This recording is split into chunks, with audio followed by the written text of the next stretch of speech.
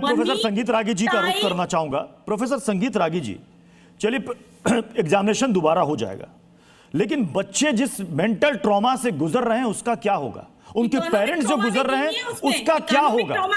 जिन्होंने मन लगाकर सालों मेहनत की और उनका एग्जाम अच्छा गया, उनके पास मान लीजिए कि पेपर लीक वाला वो गेस्ट पेपर नहीं पहुंचा, उन्होंने दिल लगाकर और अच्छे से मेहनत करके एग्जाम दिए, हो सकता है कि इसमें पास हो जाते। अब उनको फिर से करे कोई और भरे कोई, ये कब तक ये स्टूडेंट झेलता रहे? देखिए प्रत्युष,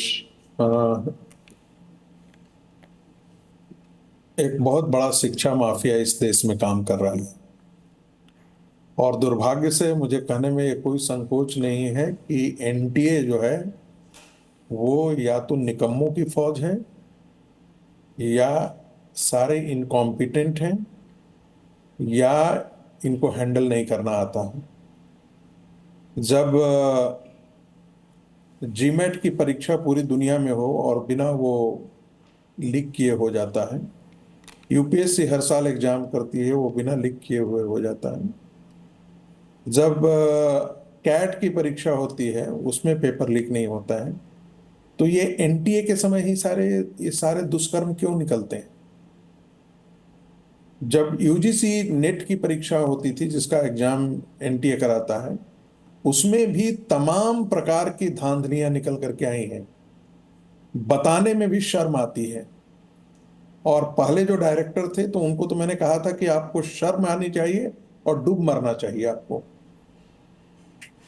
ये बच्चों के भविष्य का सवाल है और जब तक आप शिक्षा माफियों से, बड़ी हैरान होती है जब सुनता हूं, खबरें सुनता हूं तो अंदर से क्रोध भी आता है, रोष होता है, सिस्टम के प्रति नफरत पैदा हो जाएगी बच्चों में।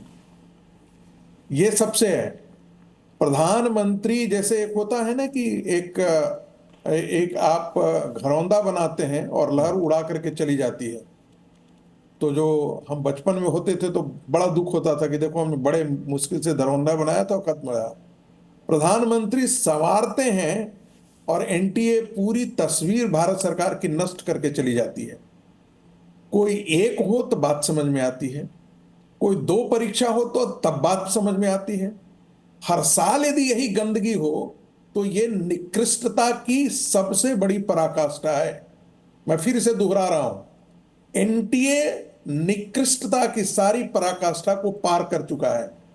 और जो भी हैं, जब तक आप माफियाओं का गिरोह जो पूरे भारत के अंदर फैला हुआ है, शिक्षा माफिया, वो नेट की परीक्षा, जेआरएफ की परीक्षा में इन्वॉल्व है, नेट की परीक्षा में इन्वॉल्व है, कैंप सेंटर्स जो है होते हैं वो कॉम्प्रोमाइज्ड होते हैं, कमरे कॉम्प्रोमाइज्ड होते हैं सेंटर्स के।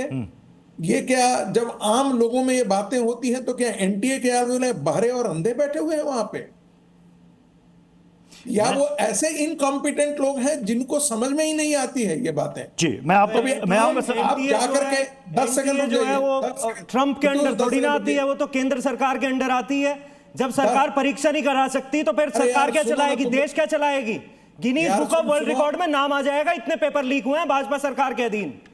और जिनकी डिग्री फर्जी है उन्हें शिक्षा से क्या ही मतलब, इसीलिए देश का बुरा हाल है, इसीलिए ध्यान नहीं दिया जाता शिक्षा पे, इसीलिए आज भाजपा का कोई प्रवक्ता यहाँ मौजूद नहीं है।